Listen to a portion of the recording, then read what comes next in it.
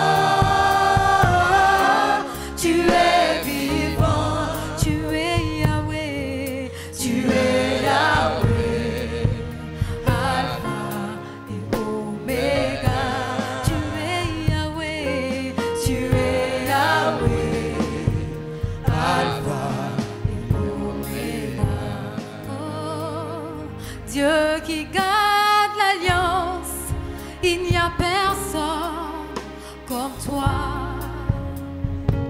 Alpha, Oméga, il n'y a personne comme toi. Dieu qui garde l'alliance, il n'y a personne comme toi. Alpha, Oméga, il n'y a personne comme toi. Dieu qui garde l'alliance, Dieu qui garde Seigneur, il n'y a personne, il n'y a personne comme toi. Alpha, Oméga, il n'y a personne comme toi. Dieu qui garde l'alliance, Dieu qui garde Seigneur, il n'y a personne, il n'y a personne comme toi. Alpha, Oméga, il n'y a personne comme toi. Ton nom est Jéhovah, ton nom est Elohim. Au son de ta voix, tout genou fléchit. Au son de ta voix, toute langue confesse. Tu es le Dieu qui garde l'alliance. Il n'y a personne comme toi. ton nom est Jéhovah, ton nom est Elohim. Au son de ta voix, tout genou fléchit. Au son de ta voix, toute langue confesse. Tu es le Dieu qui garde l'alliance. Il n'y a personne comme toi. Dieu qui garde l'alliance, Dieu qui garde, Seigneur, il n'y a personne. il n'y a personne comme toi. Alpha, Oméga, Alpha, Oméga, il n'y a personne. il n'y a personne comme toi. Dieu qui garde l'alliance, Dieu qui garde l'alliance, il n'y a personne comme toi. Alpha, Oméga, il n'y a personne comme toi. Père, nous te remercions. Ce matin, nous sommes là pour te dire que nous t'aimons. Tu as été le premier à nous aimer.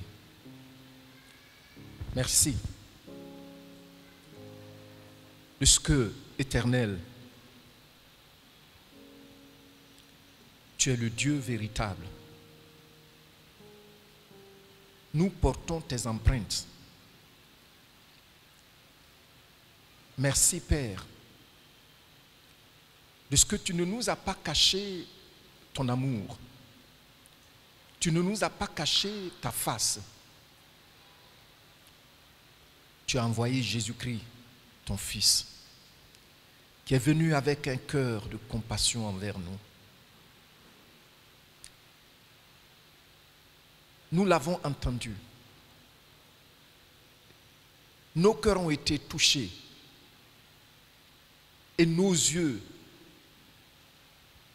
ouverts pour le contempler. Nous savons qu'il est ton empreinte. Nous savons que Jésus-Christ est la représentation exacte de ta personne. Nous savons que celui qui croit en lui croit en toi. Celui qui l'a vu t'a vu. Nous savons que lui, il est le véritable berger de nos vies. Nous savons, Père, que par son sang, tu nous as rachetés de toute iniquité. Tu nous as libérés. Père, gloire à toi. Honneur à toi. Puissance à toi. Merci, Père, pour ton esprit. L'esprit de vérité, l'esprit de paix. Merci, Père, de ce que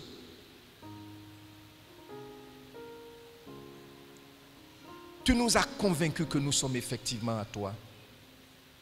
Et jamais personne ne peut nous ravir de tes mains. Merci. Père, merci pour cette semaine. Chacun de nous a certainement au moins un témoignage de tes bienfaits, de ta fidélité, de ton amour. Gloire à toi, Éternel notre Dieu. Merci. Nous sommes contents de t'appartenir. Nous sommes contents d'être à toi. Et nous savons que nous sommes à toi pour toujours. Tu nous as entièrement pris en charge par ce système éternel. Merci Père. Merci Jésus-Christ, notre bon berger.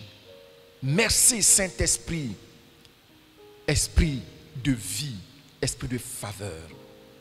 Merci. Merci Père, au nom de Jésus-Christ. Amen.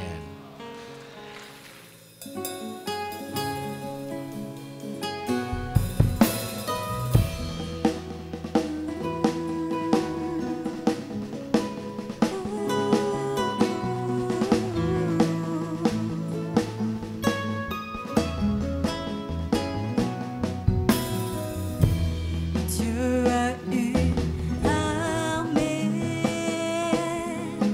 qui se lève pour lui obéir.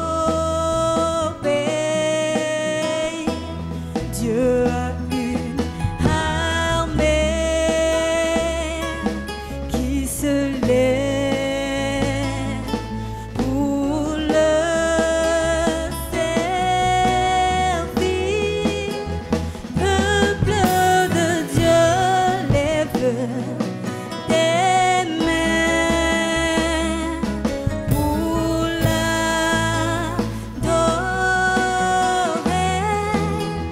Peuple de Dieu, ouvre la bouche. Dieu veut parler.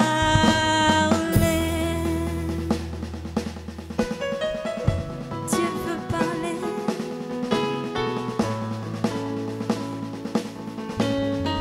Dieu se fait une armée. Dieu a une armée qui se lève pour lui obéir. Dieu a une armée qui se lève pour le servir.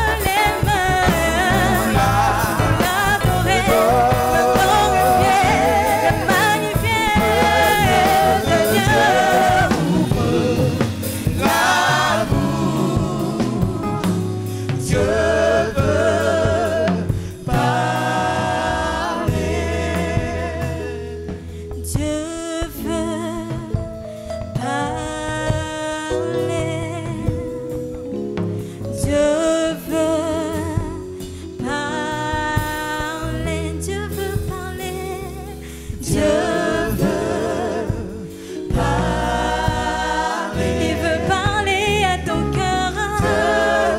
Dieu veut parler.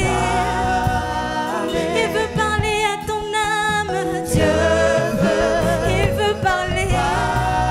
Il veut parler à ton cœur. Il veut parler à ton cœur. Dieu veut parler. Dieu veut parler. Dieu veut parler. Et nous allons lire Matthieu, chapitre 9, du verset 35 au verset 36. Je lis et tu le lis après moi. Jésus parcourait toutes les villes et les villages, enseignant dans les synagogues, prêchant la bonne nouvelle du royaume et guérissant toute maladie et toute infirmité. Voyant la foule, il fut ému de compassion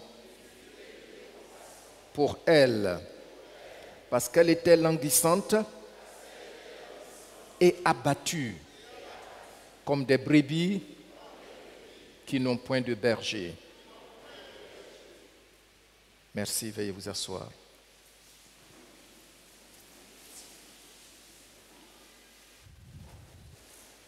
Il y a 2 semaines de cela, nous avions vu ici comment entretenir notre compassion. Parce que nous avons déjà vu que la gâchette de notre élan pour le témoignage ou la gâchette de notre mission pour laquelle Dieu nous a choisis, c'est la compassion. Si vous vous souvenez bien, j'ai insisté sur certains faits. Le fait qu'aujourd'hui, même dans certains pays, tu ne peux pas ouvertement dire ou publiquement dire à quelqu'un « Jésus t'aime ». On va t'arrêter. Parce que c'est un endoctrinement. On cherche à endoctriner les gens. On cherche à emballer les gens dans notre religion. Et pourtant, eux, vous allez voir, ils sont prêts à accepter que 2 hommes s'embrassent en pleine rue ou dans les métros. Ça ne pose pas de problème. 2 femmes s'embrassent publiquement. Ça ne pose pas de problème. Qu'une certaine religion barre toutes les grandes voies et prie, comme ça se passe souvent à Londres. Ça ne pose pas de problème. Mais une seule personne qui va se tenir là, dire « Jésus-Christ vous aime », déjà, la personne a commis un crime. Donc, on a vu qu'il n'en est rien de ce que les gens nous prêtent comme intention. On veut endoctriner les gens. Non. Parce que le ministère, la mission que le Seigneur nous a confiée, on a vu que c'est une mission honorable, noble. Parce que son contenu, il n'y a rien de honteux dans son contenu. L'Église n'est pas une société secrète. L'Église de Jésus-Christ n'est pas un cercle occulte. Non. L'Église du Seigneur a un cahier de charges qui est pour le bien de l'homme. On a vu donc que puisque c'est la compassion qui soutient notre mission, Il faut entretenir cette compassion. Comment donc on peut entretenir la compassion que le Seigneur nous montre ici dans ce texte qu'on a lu? On a vu la dernière fois qu'il faut saisir la vision que le Seigneur a pour le monde. Je reprends et tu reprends après moi. Comment cultiver la compassion de Dieu dans l'accomplissement de ma feuille de route? Et nous continuons maintenant la réponse. Il faut saisir la vision que le Seigneur nous offre du monde. Amen.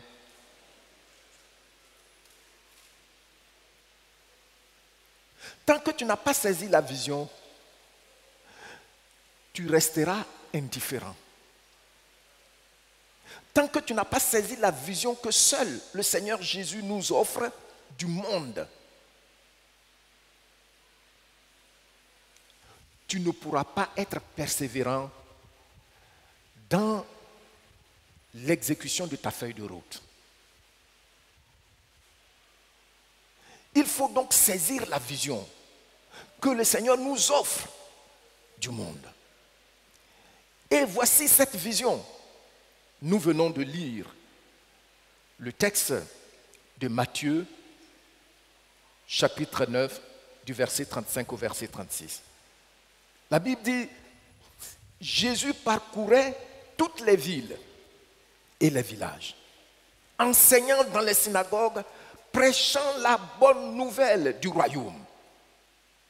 Voyez-vous, il est en train d'exécuter, d'accomplir sa feuille de route. Et il continue, et guérissant toute maladie et toute infirmité. Voyant la foule, aidez-moi dans la suite, quelle a été sa réaction? Voyant la foule, il fut ému de compassion.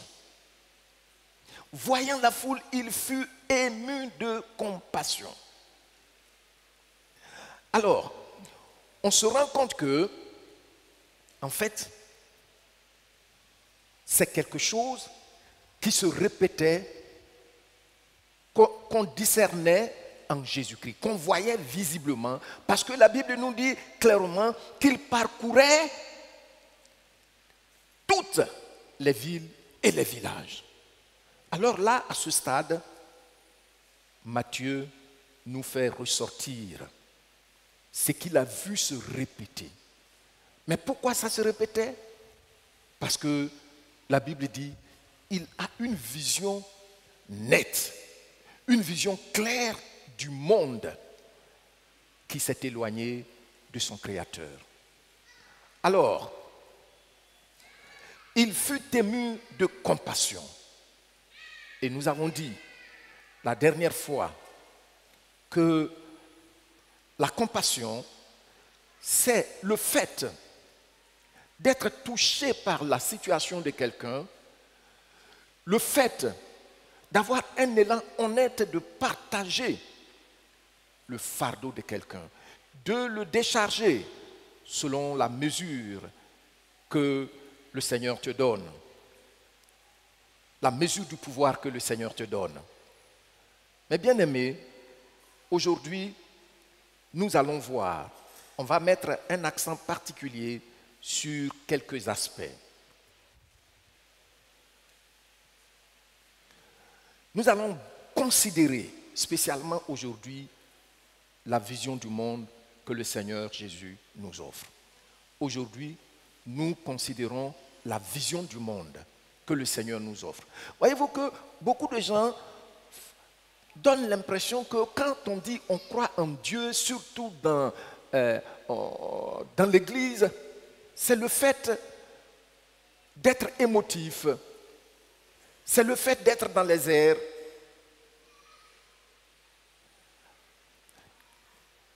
certaines églises, selon l'histoire de l'église, certaines assemblées ont été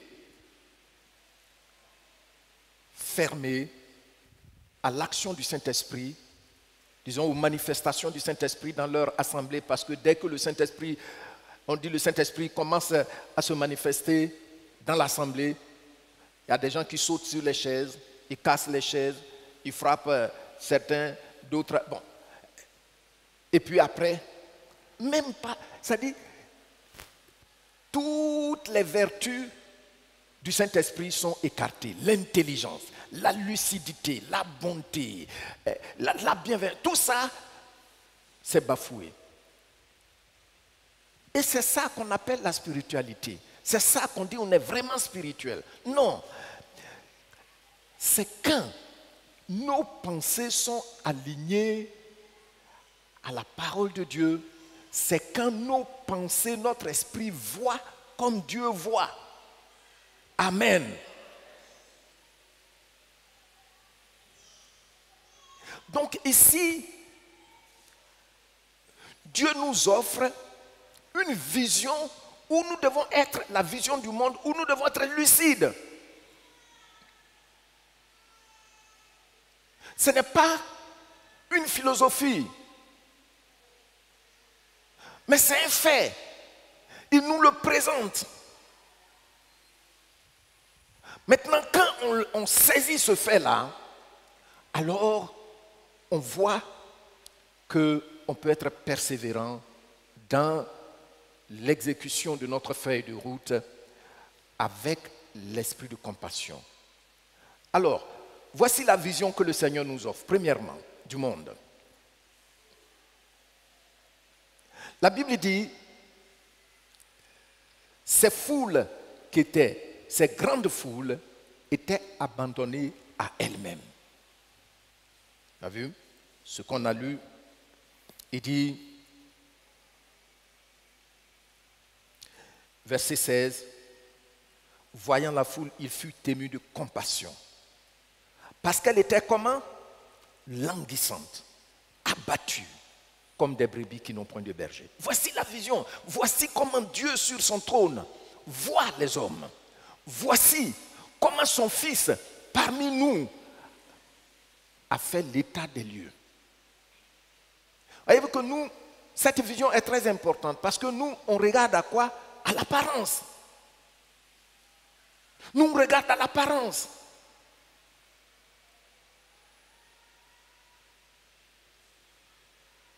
On ne voit pas au-delà du miroir.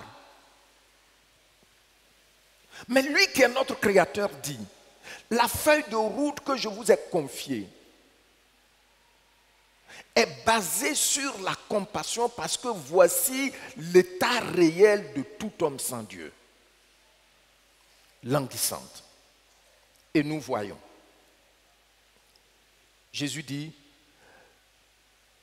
il les voit languissantes. Ça veut dire quoi?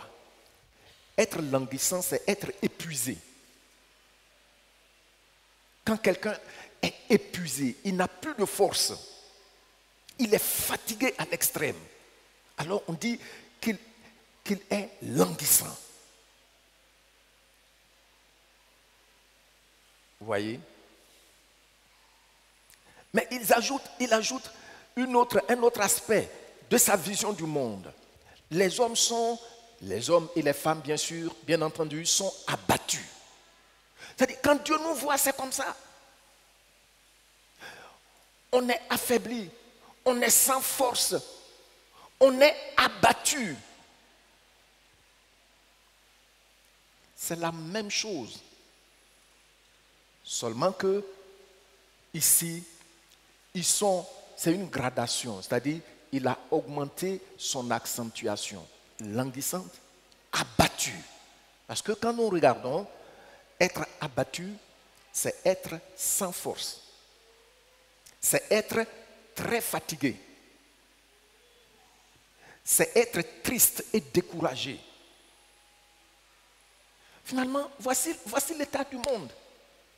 Être triste, découragé, déprimé, ou moralement détruit. Quand je regarde le champ sémantique en grec, eklouo, c'est ce que ça veut dire. Être moralement détruit. Donc je reprends et tu reprends après moi. Être abattu, c'est être très fatigué, triste, découragé, déprimé ou moralement détruit. Être abattu, c'est être sombre. Et puis, notez bien, j'ai souligné cette autre expression. Être abattu, c'est être usé sans vitalité. Voici comment le Seigneur voit le monde qui n'est pas connecté à son Créateur. Les gens sont sans vitalité. Et tout ça,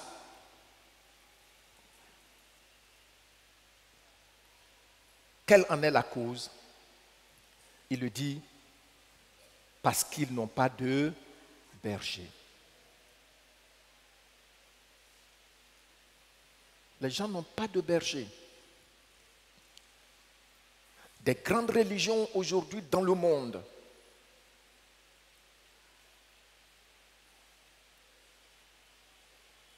je me souviens, à l'université, en master, on a étudié des matières. Les gens parlent de majority, c'est-à-dire la majorité. Il y a des gens qui disent, il y a des groupes qui disent, actuellement, nous sommes la majorité, donc nous sommes dans la vérité. Est-ce que c'est vrai? Non. Parce que la Bible nous dit, le salut vient des Juifs. Ça, tu ne peux pas changer ça. Et même au niveau des Juifs, on dit, les Écritures disent que celui qui vient de la part de Dieu pour verser son sang pour toute l'humanité, il doit naître dans la maison de David à Bethléem. Il va vivre à Nazareth. Mais dans toute l'histoire d'Israël, seul Jésus-Christ est de la postérité de David. Seul lui est né à Bethléem. Seul lui est né effectivement dans la maison où David a grandi. Amen. Donc que ce soit majorité ou quoi, mes bien-aimés, si ce n'est pas que tu es connecté à Jésus-Christ, tu es moralement déprimé.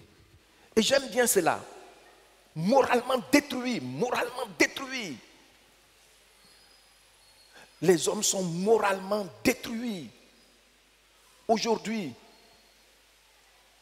les pays développés imposent aux pays ressources. Je pense qu'on peut nous appeler comme ça. Parce que c'est nous qui leur donnions tout ce dont ils ont besoin. Aux pays ressources, que si vous n'acceptez pas officiellement que les hommes doivent aller avec les hommes, alors on ne va pas vous donner l'argent. Pourtant, c'est chez nous que vous venez prendre ça. Si vous n'acceptez pas que les femmes doivent aller avec les femmes, le monde est en train d'être gomorisé. C'est-à-dire, le monde devient Gomorre.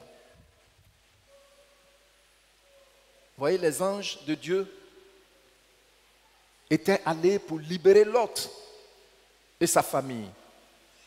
Mais les habitants de Gomorre ont dit, c'est avec eux on va coucher. Le monsieur dit, je vous donne mes filles, qui sont vierges d'ailleurs. Mais ils disent, non, ce n'est pas ça que nous on veut, c'est les étrangers, les hommes là. Ne pensez pas que quelque chose a changé par rapport à la triste situation de l'homme depuis qu'il s'est éloigné de Dieu. Il dit, ils sont moralement détruits, c'est ce que ça veut dire abattus. Le chrétien doit savoir cela. Nous ne cherchons pas à faire des prosélytes. Nous ne cherchons pas à remplir les églises. Nous ne cherchons pas à faire des adeptes. On a déjà vu ici que le Seigneur nous envoie pour appeler les gens qui sont dans les carrefours, pour aller où? Dans le palais. Cette vision que le Seigneur nous offre ne doit pas quitter ton esprit.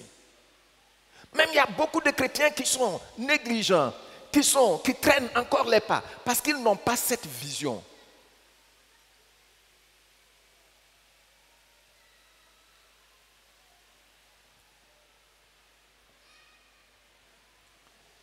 J'ai vu la dernière fois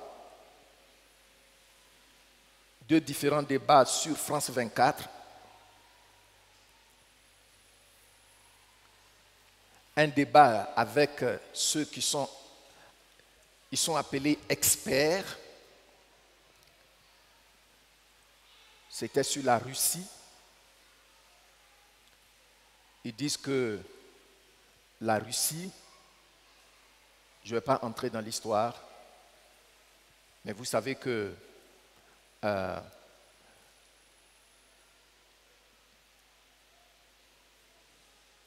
avec l'envahissement des soldats musulmans, le siège avant de la civilisation chrétienne Constantinople, qui est l'actuelle Turquie, s'est déplacé en Russie. Quand on parle d'orthodoxes là, ça veut dire eux, ils sont corrects à la parole et c'est eux qui, généralement, font, qui donnent la loi spirituelle en Russie. Vous ne pouvez pas dire à un homme d'aller avec un homme, comme l'Occident le fait. Donc, ils étaient en train de les critiquer. Et à un moment, j'ai éteint le poste parce que c'est incroyable. C'est triste que des gens s'asseyent, on dit c'est les experts. Et voici ce qu'ils disent.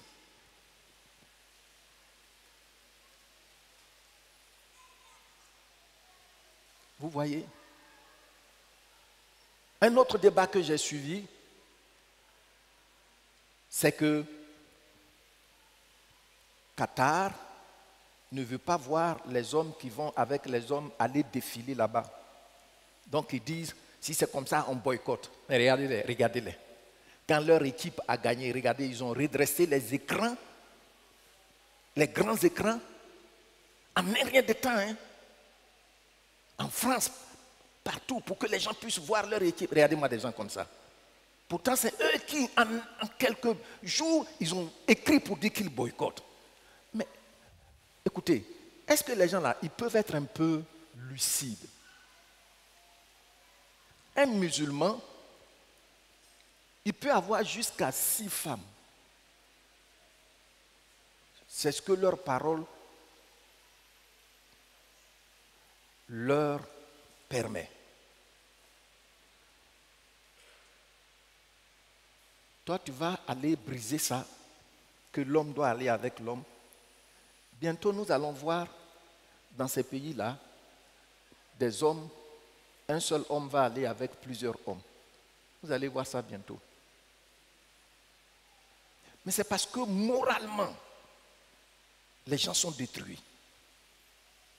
C'est ça, c'est cette vision qui fait qu'on doit avoir toujours compassion. Compassion. Amen. Qui saisit la vision? Vous voyez, non? C'est ce que Jésus-Christ nous donne de voir pour être constant dans notre élan.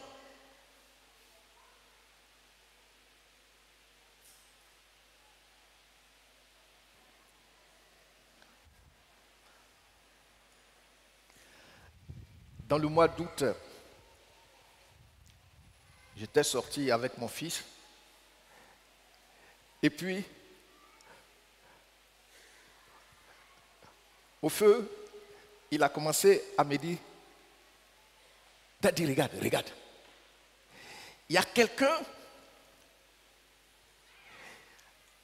une dame dans sa voiture, avec un gros chien qui est assis devant, avec la ceinture. Et il a pris des photos. Et puis il regardait, hein? Et puis là, mon fils a pris des photos.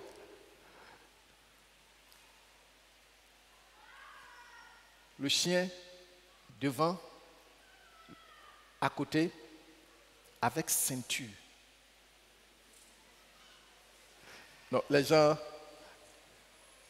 ils sont languissants, besoin de compagnie. Les gens souffrent. Parce qu'ils n'ont pas de berger.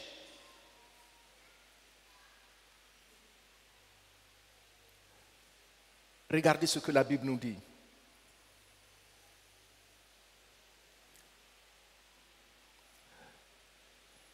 Dans Romains chapitre 3. Romains chapitre 3. Du verset 10 au verset 17. Exactement ce que le Seigneur nous dit, c'est ce qu'on voit dans Romains. Et je voudrais qu'on lise cela ensemble. Veuillez vous tenir debout. Romains chapitre 3. Du verset 10 au verset 17. La vision est là. Comment est-ce que, mes bien-aimés, on peut saisir une telle vision et ne pas avoir de la compassion. Ne pas avoir de la compassion.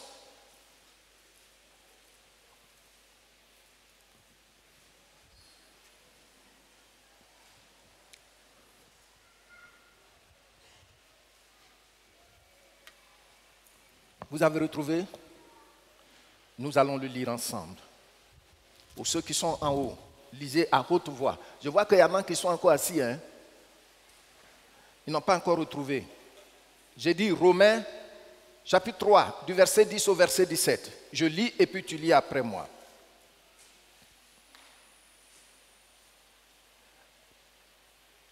Selon qu'il est écrit. Lisez ce qui est écrit.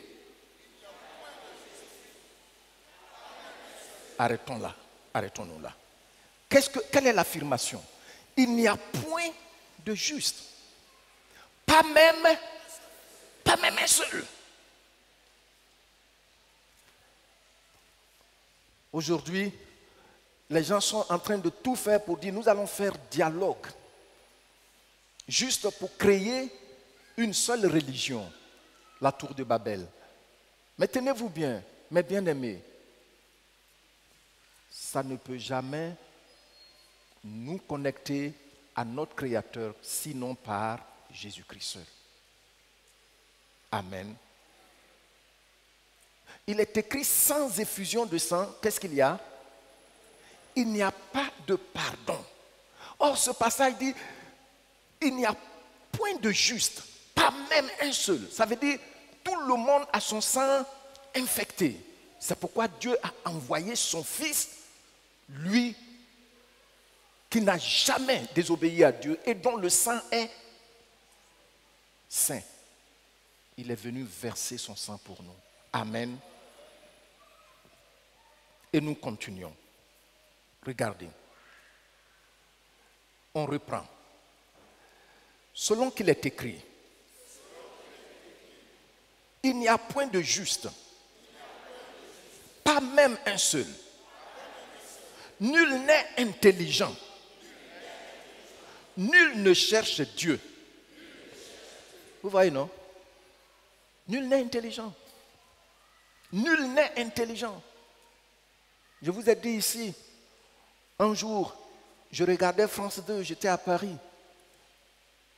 Et j'ai été foudroyé.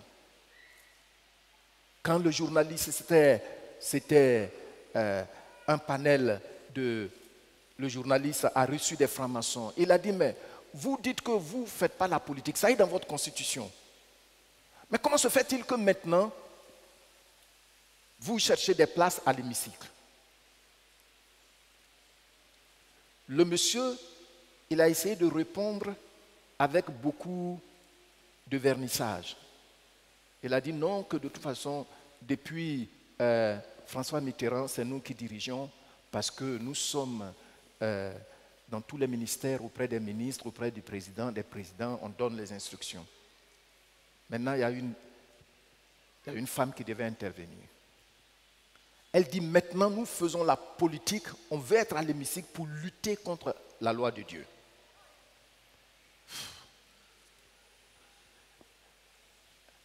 Le point le plus édifiant dedans, c'est qu'elle affirme au même moment que Dieu n'est pas fictif, il est bel et bien le Créateur.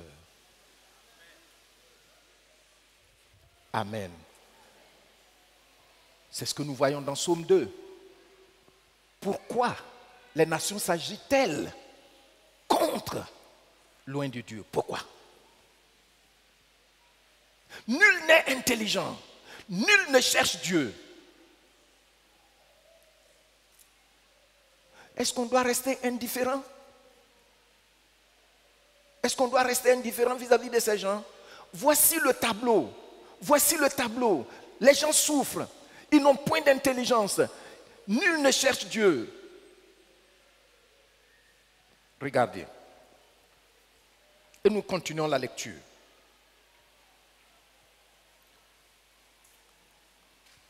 Tous sont égarés. Tous sont comment? Et puis nous continuons. Tous sont pervertis. Il n'en est aucun qui fasse le bien. Pas même un seul. Leur gosier est un sépulcre ouvert. Regardez comment cette image effraie. Le gosier, c'est quoi? La gorge. Donc leur gorge là, c'est une tombe, dit Dieu. Vous voyez ça? Et puis, quand nous continuons, nous sommes au verset 13. Ils se servent de leur langue pour faire quoi? Ils ont sous leurs lèvres quoi? Et puis leur bouche est... Et puis qu'est-ce qui se passe encore? Ils ont les pieds légers pour faire quoi? Asseyez-vous. Ils ont les pieds légers pour faire quoi? Nous, ici, on parle de sorcellerie qui se fait dans les ténèbres, dans la discrétion. Quelquefois même, on dit qu'il faut prouver. Une année, il y avait à Mans un magistrat, bon c'est sorti dans les journaux en ce temps-là, qui jugeait les sorciers. Et une discussion s'est levée parce que en matière pénale, il faut toujours certains éléments, l'élément moral, l'élément matériel, c'est-à-dire qu'on peut prouver, qu'on peut présenter, qu'on peut toucher.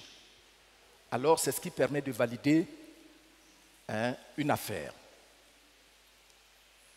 Mais le juge là, il arrivait à condamner.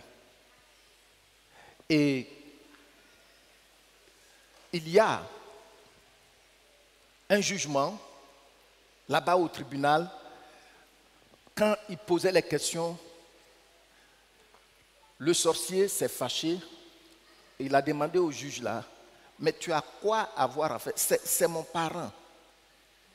Je suis libre de le manger, de le détruire. Mais ça, au moins, ça se fait secrètement. Mais regardez les puissances du monde aujourd'hui. En un rien de temps, les États-Unis vont détruire l'Irak. Pourquoi? Pourquoi? En un rien de temps, la France se lève. Vous voyez, ils sont en train de... C'est triste. Ils ont les pieds légers pour faire quoi? Pour répandre le sang. Voici l'état du monde. Voici l'état du monde.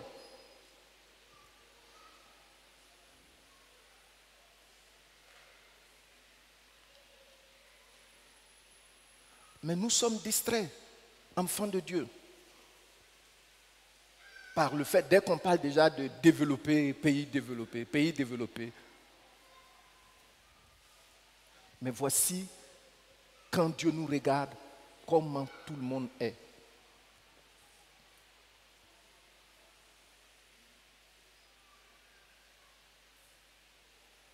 Nul ne cherche Dieu. Comment, pour être président dans un pays africain, francophone particulièrement, tant que tu n'es pas dans leur cercle satanique, ils ne vont pas permettre, à moins que vraiment ce soit une intervention particulière du Seigneur. Un jour, lorsque j'ai écouté ce Français qui allait jusqu'au 18e degré, qui a dit, après avoir connu le Seigneur, il a dit, dans leur cercle, le mot amour n'existe pas. Est-ce qu'il y en a ici? Est-ce qu'ils peuvent s'élever pour dire si c'est vrai ou bien c'est faux?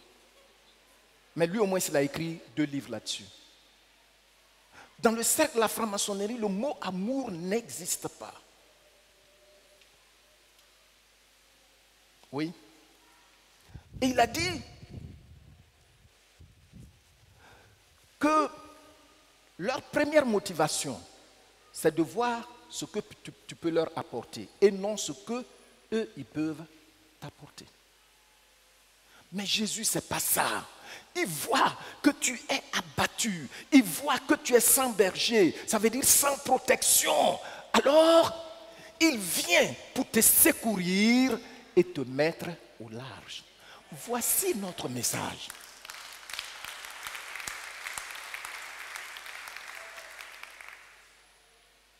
Amen.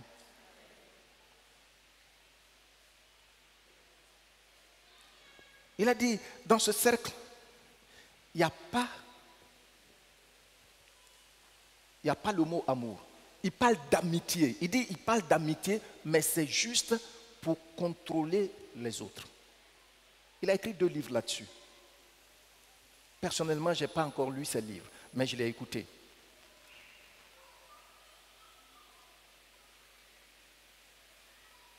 Nul ne fait le bien.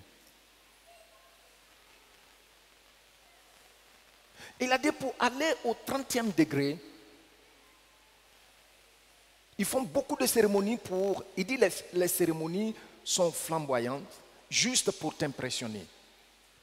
Pour aller au 30e degré, dans leur initiation, ils vont souffler un mot à ton oreille. Le journaliste lui a demandé, mais comment tu sais?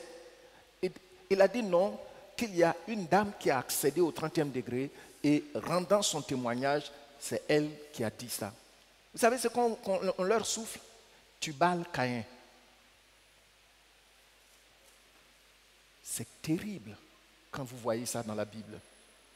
Dans la Bible, il y a des noms qui sont donnés sans grand rapport sur leur vie. Mais les noms sont en même temps le message. Caïn, c'est qui? Il a tué son frère. Vous voyez ici, la plupart de nos chefs d'État n'ont aucun cœur pour leur peuple. C'est parce que Tubal Caïn.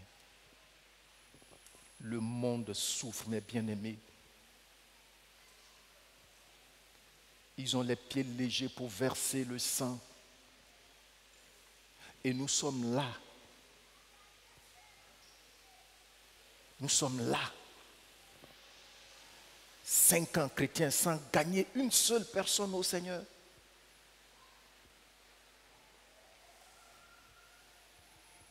« 5 ans, 10 ans. Toujours. C'est pour toi on doit prier. Le jour où on ne prie pas pour toi, tu es fâché, tu vas ailleurs. Mais regardez l'état du monde, mes bien-aimés. Est-ce que cela ne vous touche pas? Nul ne cherche Dieu. Ils sont tous pervertis. Ils sont tous égarés. Chacun suit sa propre voie. Parce qu'ils n'ont pas de berger. Exactement comme le Seigneur nous le... Matthieu nous le rapporte ici. au sujet du Seigneur. Vous voyez? Regardez le verset 16. Regardez le verset 16. Je lis et puis tu lis après moi.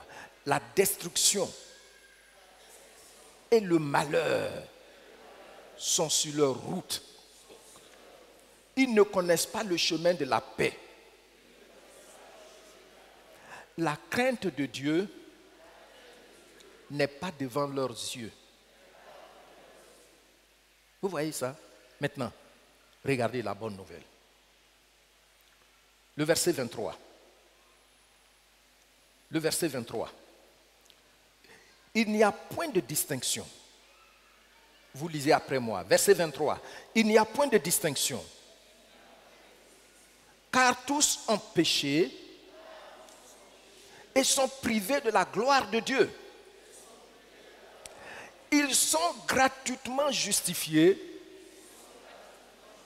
par sa grâce, par le moyen de la rédemption qui est en Jésus-Christ. Regardez, est-ce que vous pouvez lire la suite 1 et 2? Donc, regardez, on dit quoi? Faites comme ça. C'est lui, c'est Jésus-Christ. Ne vous laissez pas distraire. C'est qui? C'est lui, Jésus-Christ. Continuez la lecture maintenant.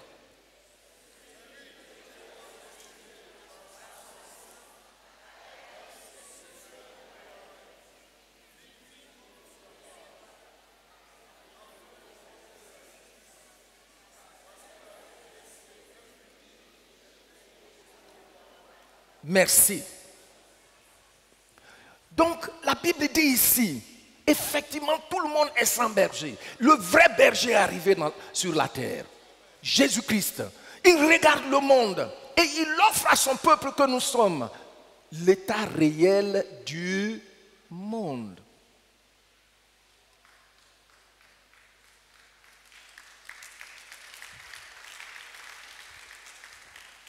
Mes bien-aimés, si nous acceptons de saisir la vision du monde, nous serons aussi prêts à soupirer après la puissance du Saint-Esprit. Si nous acceptons la vision du monde que le Seigneur nous offre, nous serons aussi prêts à soupirer après la puissance du Saint-Esprit.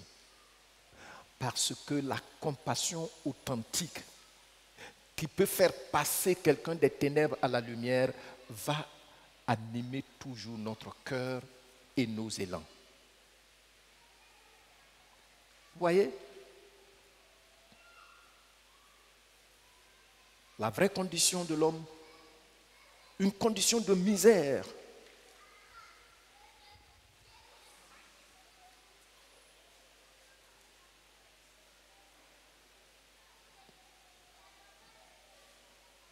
nous devons nous lever, bien-aimés frères et sœurs.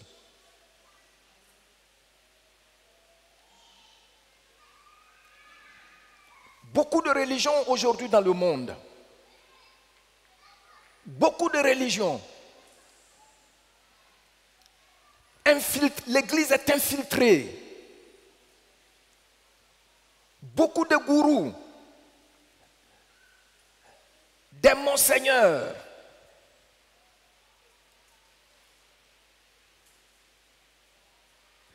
des révérends, tout ça aujourd'hui. Mais regardez, le Seigneur insiste qu'on saisisse la vision du monde pour ne pas avoir peur, pour partager la vie, pour partager la bonne nouvelle, exécuter dans la fermeté, dans l'assurance notre feuille de route. Matthieu chapitre 15, du verset 12 au verset 14. Veuillez vous tenir debout, nous allons le lire s'il vous plaît. Matthieu chapitre 15, du verset 12 au verset 14.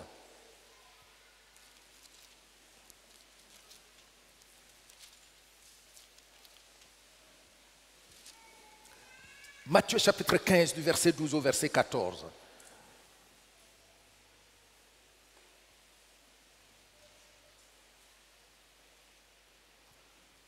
Alors ses disciples s'approchèrent et lui dirent: Sais-tu que les pharisiens ont été scandalisés des paroles qu'ils ont entendues? Il répondit, toute plante que n'a pas plantée mon Père céleste sera déracinée. Bon, lisez maintenant le verset 14, vous seul. 1 et 2.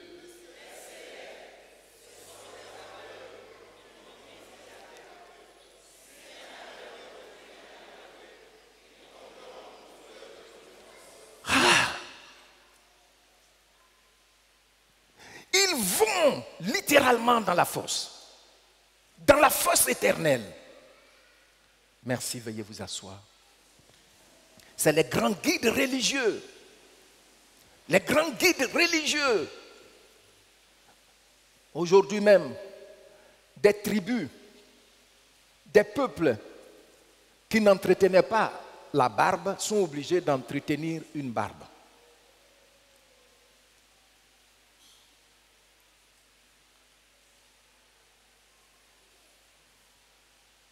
Mais bien aimé, vous voyez, non?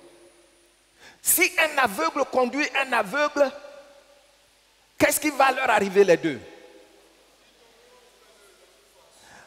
Vous voyez que la vision que le Seigneur nous présente du monde, il insiste là-dessus.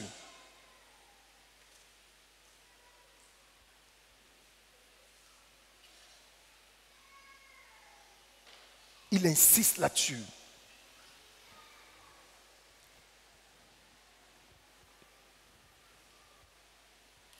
Il y avait eu une émission sur une chaîne du Togo et du Bénin où il y a une femme là-bas qui s'est dit, elle s'appelle Dieu maintenant, elle dit qu'elle est Dieu le Saint-Esprit, où des milliers de personnes y vont de différents pays.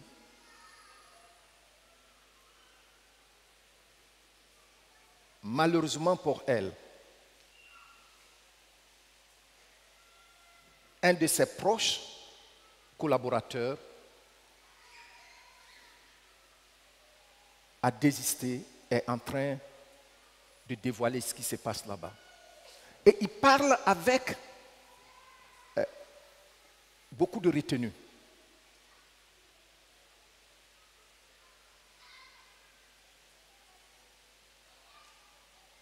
Il parle avec beaucoup de retenue.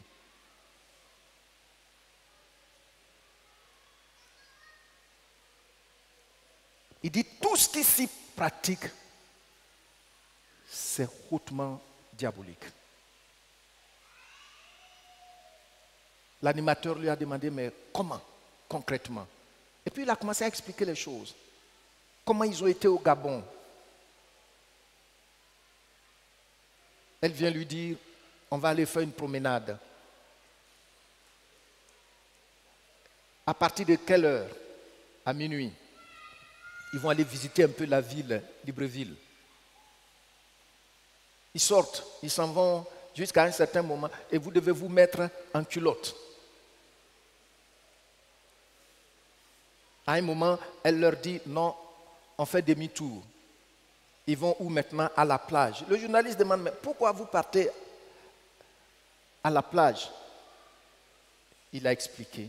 Là-bas, après quelques incantations, un homme sort, il vient, un blanc avec des ailes, et puis il leur dit, demandez-moi tout ce que vous voulez, je vais faire ça pour vous. Et il a dit, mais je cherchais Dieu. Et voici là où je suis. Donc, il a dit, il va aller réfléchir. Et l'homme lui a dit, il ne va pas l'obliger, mais il lui donne son numéro de téléphone. Les démons ont des numéros de téléphone.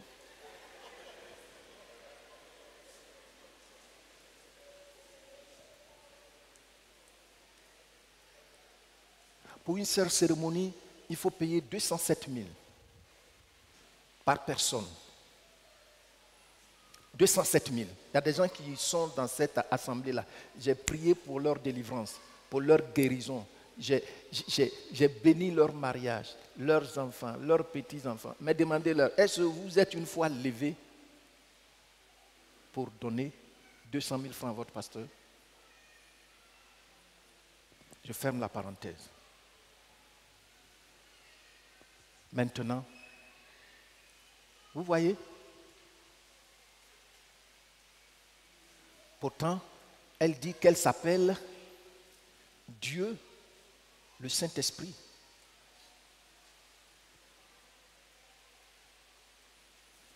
Sans une connexion authentique à Jésus-Christ, la finalité de la course, c'est où? Dans la fosse. C'est ça que nous devons saisir. C'est ça que nous devons saisir pour entretenir notre compassion et pour continuer. Ne fermons pas la bouche partout où nous passons.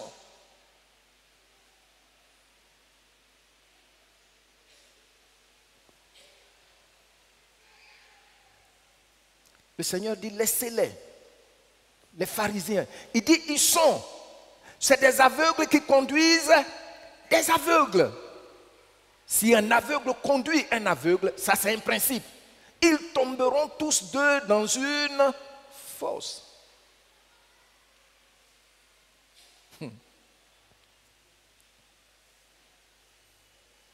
Regardez ce qu'il dit encore. Le Seigneur présente toujours le tableau. Il insiste là-dessus. Matthieu chapitre 23, du verset 27 au verset 28. Il dit, malheur à vous, scribes et pharisiens hypocrites. Vous voyez? Hypocrites. Hypocrites. Parce que vous ressemblez à des sépulcres blanchis qui paraissent beaux au dehors et qui au dedans sont pleins d'ossements de mort et de toute espèce d'impureté. Vous voyez ça? Regardez le verset 28. Vous voyez le verset 28? Je lis et puis tu lis après moi.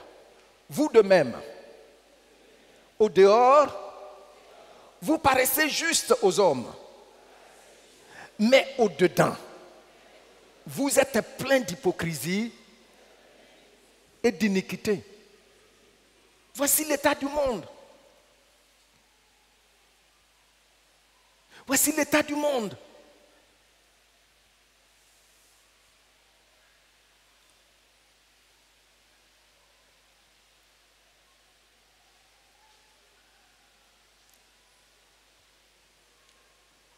Un jour, j'ai écouté quelqu'un qui a fait, et c'était un chercheur, un scientifique vrai, mais qui, à un moment, il dit, à la recherche de Dieu, il a même dû quitter le laboratoire pour aller après un gourou hindou.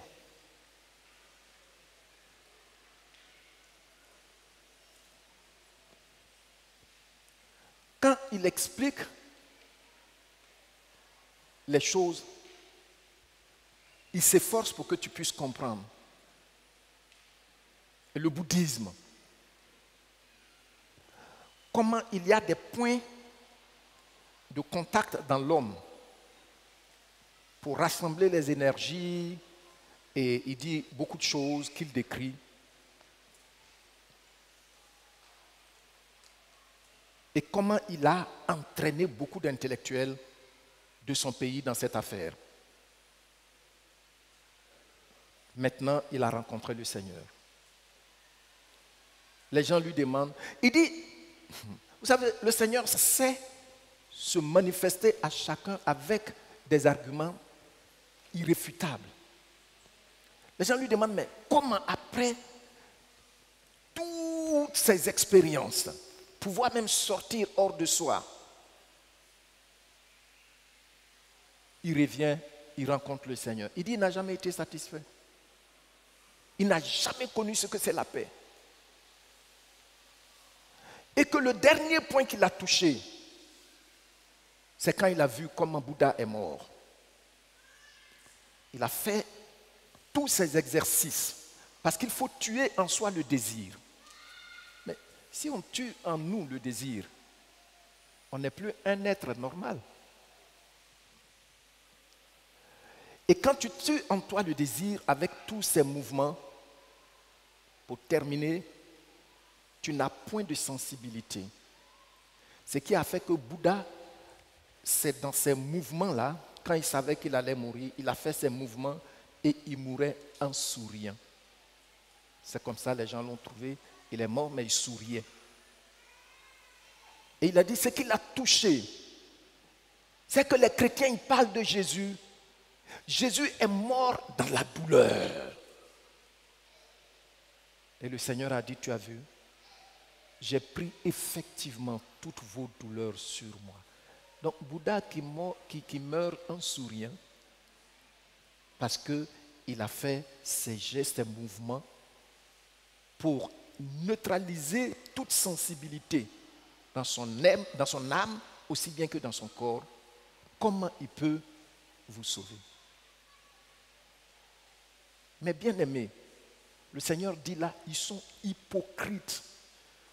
Hypocrites. Hypocrites. Je vous l'ai déjà dit ici. Mon père est allé à la Mecque. Quand il est revenu, la même question qu'il a posée à ma mère jusqu'à ce qu'il meure était celle-ci. Est-ce que c'est vrai que ces millions de personnes que j'ai vues là-bas sont dans le faux?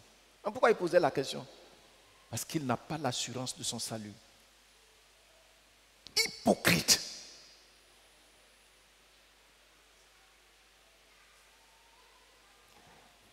Comment se fait-il que le monde suit des gens qui ont versé, quelqu'un qui dit qu'il est saint, il a versé le sang, tué,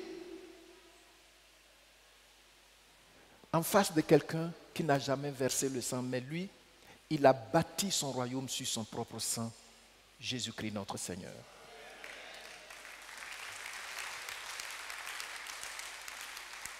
Mais voyez-vous comment ils s'empressent. Les gens s'empressent à dire, nous servons tous le même Dieu. C'est à dessein. Nous avons un berger. Nous avons un berger qui a traversé le tombeau, qui est revenu. Il a laissé la voie pour toi et pour moi. C'est pourquoi le tombeau ne peut plus nous retenir. C'est pourquoi quand on a accepté Jésus-Christ, la tombe en réalité est déjà derrière nous. Vous voyez? Mais bien aimé, l'apôtre Paul, il vient réenchérir dans Colossiens chapitre 2 verset 23. Il dit, ils ont à la vérité une apparence de sagesse. Colossiens chapitre 2 verset 23.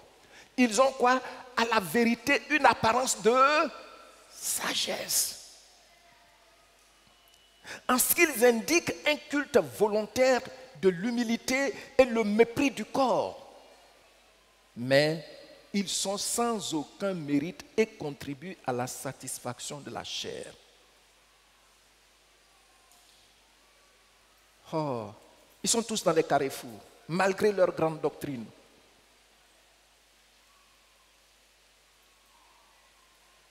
Malgré leur grande doctrine. Et nous sommes là. Si nous saisissons cette vision et puis vous parlez à quelqu'un, alors vous le ferez avec compassion. Que Dieu vous bénisse.